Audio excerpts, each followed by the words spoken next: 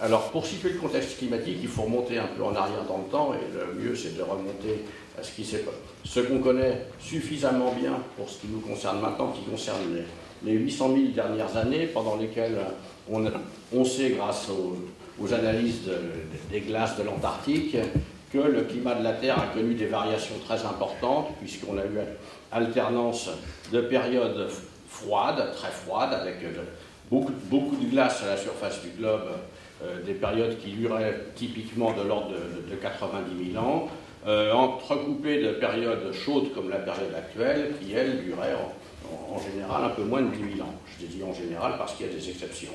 Donc, il y avait une glaciation qui débutait tous les 100 000 ans. Depuis la fin de la dernière glaciation a eu son paroxysme il y a 20 000 ans.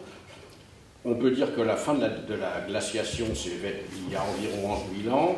On a reconstitué le climat de la Terre depuis environ 11 000 ans. Et qu'est-ce qu'on constate? On constate qu'on a eu d'abord une augmentation qui a cumulé il y a à peu près 8 000 ans avec ce qu'on appelle un optimum.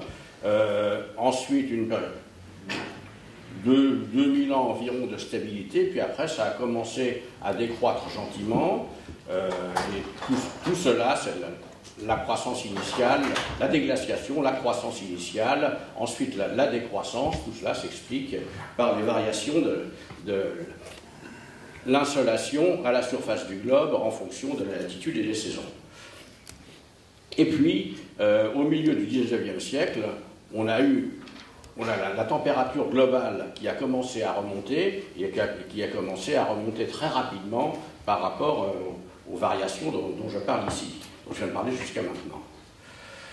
Alors, cette augmentation de température, ces variations de température déjà et l'augmentation elle-même, ce ne sont pas des choses qui sont continues, parce que la Terre a un climat qui a un fonctionnement complexe,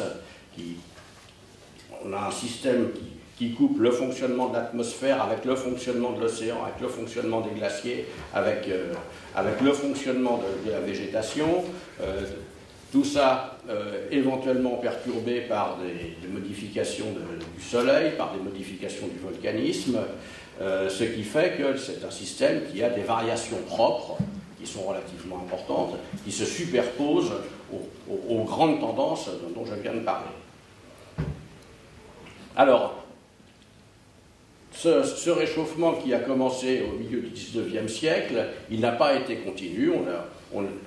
La fin du XIXe siècle était un peu moins chaude que les décennies précédentes.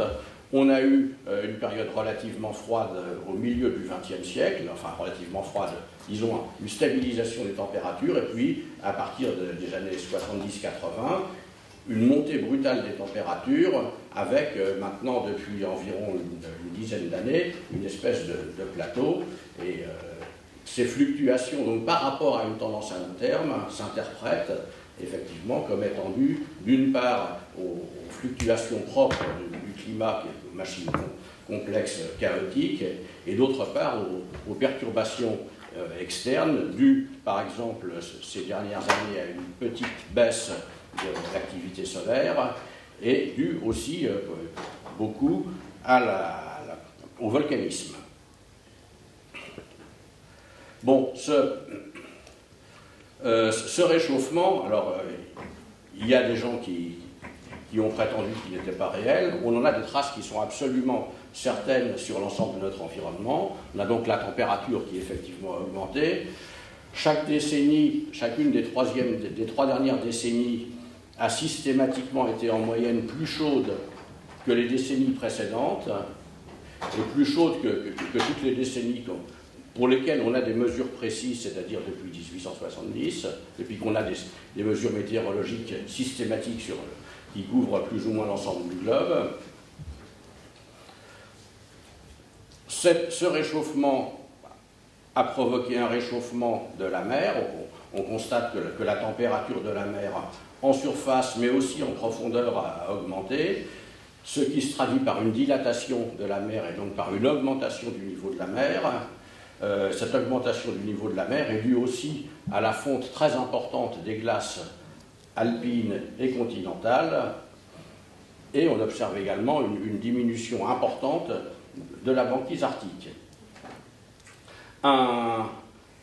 Un effet annexe, alors qui n'est pas climatique, mais qu'on constate en même temps en ce qui concerne la mer, il n'y a pas que cette montée du niveau, il y a aussi une acidification de l'eau qui est due clairement à tout le gaz carbonique qu'on rejette dans l'atmosphère qui se dissout dans l'eau, acidification qui met en danger un certain nombre d'espèces qui vivent dans l'océan, qui ont un squelette carboné ou qui ont une coquille, un test carboné, et qui ont un rôle très important dans les chaînes alimentaires, depuis le plancton jusqu'aux plus grands mammifères.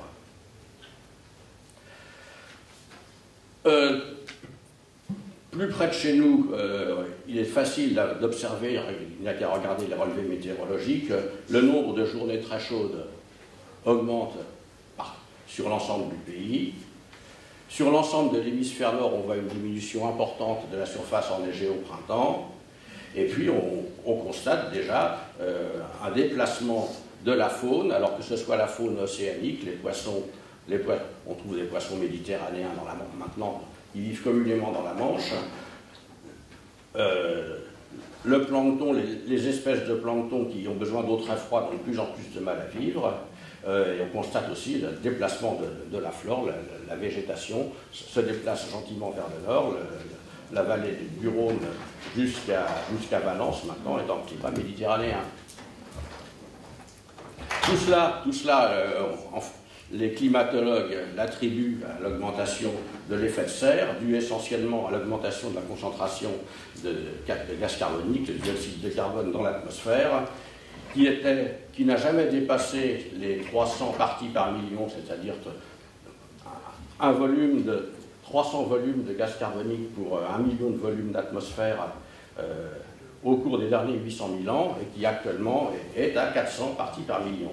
C'est une augmentation importante avant le début de l'ère industrielle, donc jusqu'au milieu du XVIIIe siècle, on était à 280 parties par million. Alors, ça entraîne un réchauffement, et les projections des climatologues disent que si on augmente trop cette concentration, on va avoir un réchauffement dont les conséquences seront telles qu'on risque de se trouver dans un monde qu'on ne sache plus gérer, auquel on aura énormément de difficultés à s'habituer.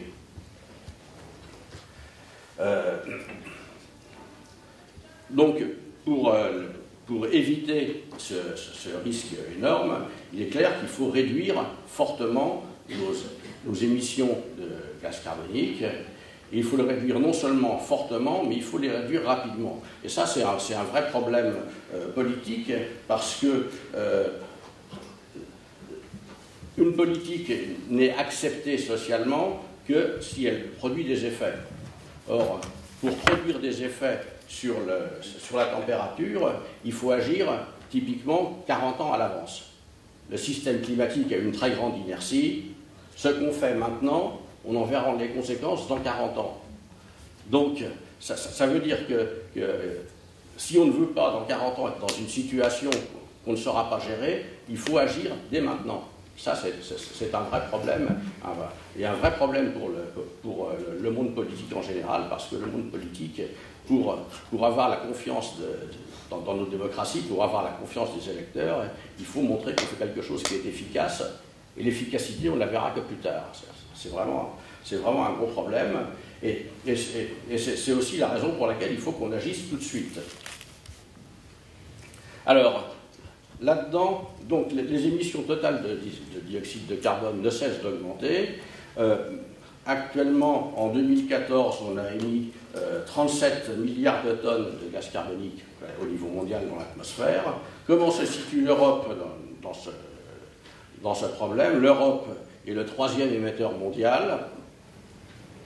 Le premier, depuis un certain nombre d'années maintenant, au XXIe siècle, c'est la Chine, qui émet 28% de ce qui est émis au niveau mondial. Les États-Unis, 14%, l'Europe est à 10%, et le 4e grand émetteur est l'Inde, avec 7% des émissions mondiales. Parmi ces quatre, l'Europe est le seul ensemble qu'on puisse considérer comme étant à peu près un bon élève. Pourquoi à peu près un bon élève? Parce que c'est le seul qui a tenu les engagements du protocole de Kyoto, qui était de réduire les émissions de 5% en 2012 par rapport aux émissions de 1990.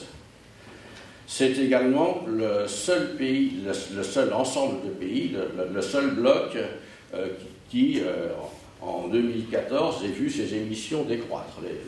Les trois autres grands blocs ont vu leurs émissions croître. Si on regarde où on en est au point de vue émissions par habitant, l'Europe se situe plutôt bien. La Chine et les États-Unis sont au-dessus de l'Europe. L'Europe émet 6,8 tonnes de dioxyde de carbone par habitant et par an. La Chine, qui ne cesse de croître, en est déjà à 7,2. Les États-Unis sont beaucoup plus hauts avec 16,4. L'Inde, en revanche, est encore très bas avec 1,9. D'autres pays de moindre importance, si on cumule leurs émissions, ont des taux d'émissions par habitant nettement supérieurs à l'Europe. L'Europe se situe pas mal là-dedans. Alors, donc, pour réduire ces émissions de gaz à effet de serre, il y a l'action au niveau mondial sous l'égide de l'ONU.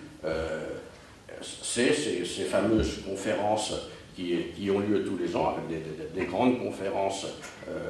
La dernière grande conférence, c'était Copenhague. La grande conférence cette année, ça va être la conférence à Paris, la fameuse COP21 qui se tient en décembre. Et ces conférences, c'est l'endroit où nous autres climatologues espérons que les pays réussiront à se mettre d'accord pour prendre des engagements contraignants pour réduire effectivement leurs émissions de gaz à effet de serre.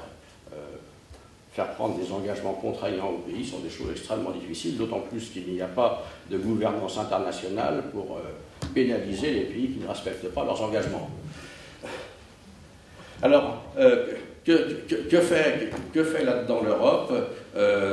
Bon, d'abord, si on peut regarder ce qu'a fait l'Europe jusqu'à maintenant, au point de vue action intérieure de l'Europe, il y a eu, il y a quelques années, cette fameuse règle, ce règlement des 3 x 20, diminuer de 20% les émissions de CO2 en 2020, améliorer de 20% l'efficacité énergétique et avoir 20% d'énergie renouvelable. Alors ça c'est quelque chose qui n'est que